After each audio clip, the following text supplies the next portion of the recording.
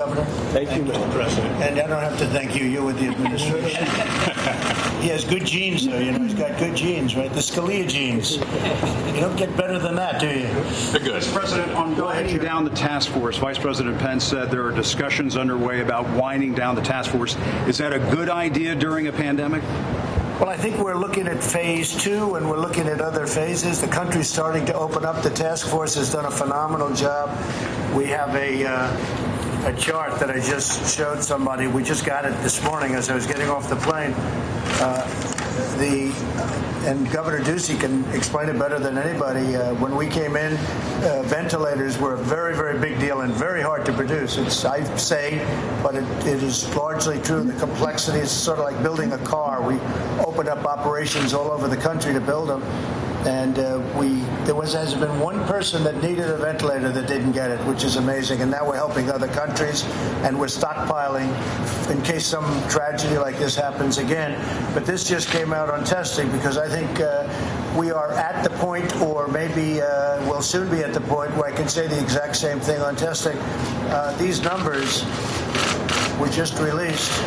And this is the United States, the amount of testing and our level of testing and the quality of testing.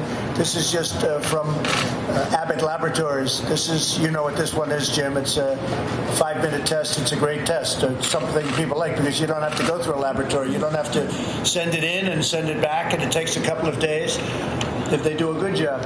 So this is the testing, and the line here is the United States. We're over 7 million tests. Germany is at 2.5. Italy is less than that. Japan is down here, in South Korea, which we talk about. And again, I'm very friendly with South Korea and with the president of South Korea. And he calls to congratulate us on our great testing. South Korea is over here. One of the reasons we have more cases than any other country by far is because we test much more. So if you test, you can have more cases. If we tested down here, we wouldn't have very many cases. You know, they like to say we have more cases than anybody, but the fact is, when you look at these numbers, and this is the official count. Now, I can't tell you whether or not other countries are giving us the straight deal, but I can say that I know one thing: it's only going to be on the high side, not going to be on the low side. So this is the other countries. These are the United States, and it's incredible. Remember this, and I think it's important to say this, Jim: the quality of our test is also the best. I mean, it's acknowledged to be the best. So again, when we have cases, and we have more cases than anybody else, does anybody really believe that we have more cases than China? But they don't talk about numbers like this.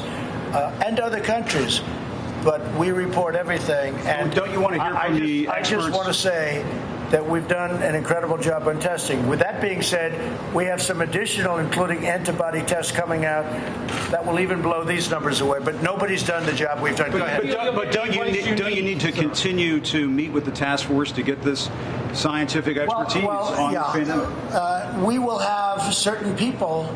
As an example, we have hospitals that we built. We have medical centers that we built. We have people on the task force that focus on that. We have people on the task force that's focused exclusively on ventilators.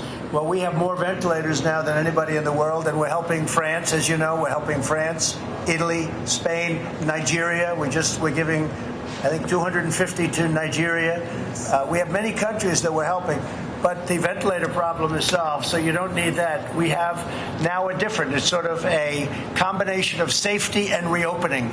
So we'll have something in a different form. But the task force, for what we've done, I think everybody out there, when they're being very honest, I think the job we've done on testing will shortly be, and maybe even supersede, Doug, the job that we've done on ventilators, which people can't even believe. We had a call the other day with the governors. Mike Pence took the call, and they had, I believe, all 50 governors. And it was, they say, the best call we've had thus far. We're working closely with the governors. They have everything they need. And if they don't have it, and if they don't need it, or if they can't get it locally, then they know that we are stocked and we are ready. And we can have, as an example, we won't need this, but we were ready for weeks to have, we had 10,000 ventilators sitting in various locations with people by the ventilators ready to have those ventilators roll if they needed them in, as an example, Detroit or various other places over the country. So I think that as far as the task force, Mike Pence and the task force have done a great job, but we're now looking at a little bit of a different form, and that form is safety and opening, and we'll have a different group probably set up for that. Are you saying mission accomplished? No, not at all. The mission accomplished is when it's over. When it's over, Jim, mission accomplished. No, I wouldn't say that at all. Are you certain you will get the advice you need, sir? Are you certain you will get the advice you need health-wise, in a sense? What does that mean? Go ahead, repeat your question. Are you certain you'll get the advice that you need in terms of... We have great advice. We have great people. We have great people. Yeah, we have great doctors. We have great medical people, laboratory people. I have to say, I think tremendous progress is being made on vaccines, which everybody should be very happy to hear. And therapeutically, I think we're making very good progress, too. We're making tremendous progress. We have the greatest doctors in the world, the greatest laboratories in the world. And I have to say, we're working with other nations. We're working with UK, we're working with Germany, we're working with various other nations who are very advanced and doing a good job. I think therapeutically and also from the standpoint of laboratories, we are laboratories as it pertains to vaccines. We're doing very well. I'd love to see a therapeutic answer even before the vaccine, because we could take care of people that have a current problem or dilemma. But therapeutically and for the vaccines, a tremendous amount of progress. Oxford, Johnson & Johnson, incredible places are doing, I think, a really good job. And they're very advanced, but we have to now see. We're going up to that very delicate final stage with a number. I think a number of other countries are also doing quite well, my people say. And just so you know, working very closely with other countries, and whoever gets it first, my hat's off to them. We're not looking for first, second, or third. We're looking to get a vaccine that works. And progress has been made. Mr. President, just to follow up on Jim's question, with the doctors saying that there might be a recurrence of coronavirus in the fall, can you just explain why is now the time to wind down that task force? Well, because we can't keep our country closed for the next 5 years. You could say there might be a recurrence, and there might be, and most doctors or some doctors say that it will happen, and it'll be a flame, and we're going to put the flame out. We've learned a lot. We've learned a lot about the coronavirus. We've learned a lot about this hidden enemy. It's a dangerous enemy. It's a bad enemy.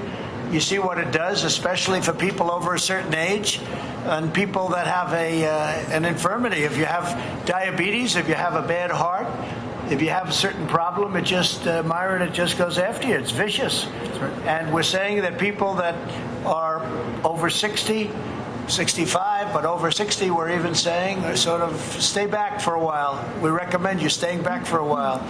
At the same time, with young children, we'd like to see the schools open early next season and on time.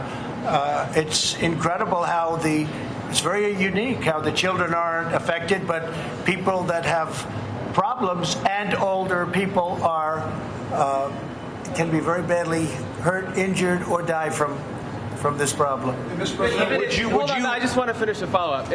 I understand you don't want to keep the country closed for 5 years, but don't you want your advisors to keep looking at this closely the way you have? They are looking at it very closely. They are looking at it very closely. And I just said it today, I used the word for the first time, I think, in terms of what we're doing. I'm viewing our great citizens of this country, to a certain extent and to a large extent, as warriors. They're warriors. We can't keep our country closed. We have to open our country. Somebody said, we could keep it for the next 18 months. We could keep it for the next 2 years. Doug Ducey's done an incredible job as the governor of Arizona. The people aren't going to accept it. They won't accept it, and they shouldn't accept it. We have a great country. We can't keep it closed. I mean, I've had doctors say, well, why don't we close it for a couple of years? This is the United States of America. I created, with a lot of other very talented people and the people of our country, the greatest economy in the history of the world, the greatest that we've ever had, the greatest employment numbers, the best numbers we've ever had, the best stock markets. I think we had 144 days of record stock markets. And then one day they said, we have to close our country. Well, now it's time to open it up. And you know what? The people of our country are warriors, and I'm looking at it I'm not saying anything is perfect. And yes, will some people be affected? Yes. Will some people be affected badly? Yes. But we have to get our country open, and we have to get it open soon. Maybe I could ask Doug if you'd like to address that point. Well, I just want to say in Arizona, we have put public health first.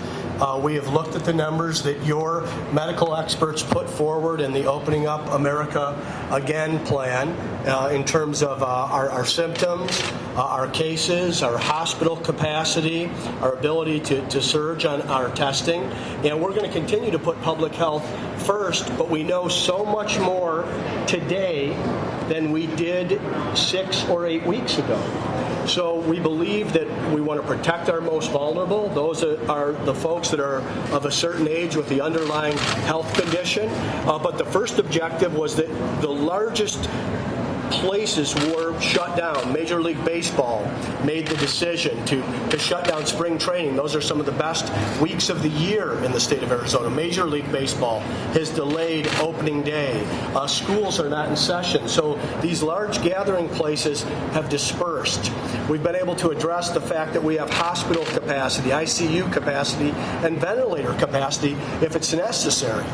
Today it doesn't look as it will be. So we have our arms around the public health emergency in Arizona, and the president, the vice president, and the medical experts, along with the cabinet secretaries, have given the latitude to governors to make decisions on what's in the best public health interest of their state. Arizona is not New York State. It wasn't hit first. It wasn't hit that hard. We've learned a lot from what those states have gone through, and we're going to apply it to protect our citizens. Mr. President, do you still want the advice of Drs. Fauci and Dr. Birx? Will they still be involved even once the task force is disbanded? Sure, yeah, they will be, and so will other doctors, and so will other experts in the field. But we've learned a lot. As Doug said, we've learned a lot. You're going to probably have fires here, Doug. You'll put them out. You're going to put them out, and you'll put them out fast. So, yeah, we're bringing our country back, and I think what is going to happen, just said it a little while ago, you're going to have the third quarter where you're going to have transition. You'll have a big, beautiful, hopefully a very good transition, a very successful transition back into the real world. And then you're going to have a fourth quarter that I think is going to do very well. And then I think next year, I think we're going to have one of the best years we've ever had because we have stimulus and we have a pent-up demand like I have never seen before. You know, today's a very interesting day because it's my first day out, and Doug reminded me of something. I didn't do it for that reason, but you said this is the first place you stopped when you ran, when I ran for something that turned out to be a very successful run. And we had tremendous crowds, you remember, at the convention center in Phoenix, and it was pretty incredible.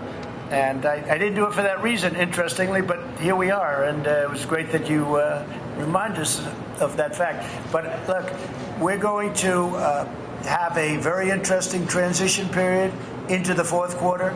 I think your fourth quarter is going to be very good, and I think next year is going to be one of the best years economically we've ever had. With that said, for those people that have lost somebody, for the people that have lost a loved one, even a close friend, nothing can ever happen that's going to replace that. I don't care what kind of a year you have from an economic standpoint. Nobody's ever going to replace that. But I think from an economic standpoint, purely an economic standpoint, I think next year is potentially going to be one of the best years we've had. There's tremendous stimulus out there, and people want to get out. They want to go, and they want to go to town. This country was founded on certain principles, and those principles are at work like you've never seen before. So I want to thank you all very much. Thank you, and we'll see you perhaps at the next stop. Thank you. Thank you, guys. Thank you, guys. That way, to the right. Will you get it? If there's a vaccine, will you get it? Coronavirus vaccine? To the right. What about it? If there's a coronavirus vaccine, will you get it? Will you take it? Will I take it? Yeah. If they would like me to, I'd go the first one, or I'd go the last one. I don't want to waste it. But he's just saying, if there's a vaccine, would you take it? And she might like it that it didn't work too well, okay? But that's okay. I would absolutely, Jim. If there's a vaccine and if they wanted me to be first online, I'd be first online, or I'd be last online, or I wouldn't take it at all, whatever's best for the country. All right, let's go, guys. Thank you. Thank you, President.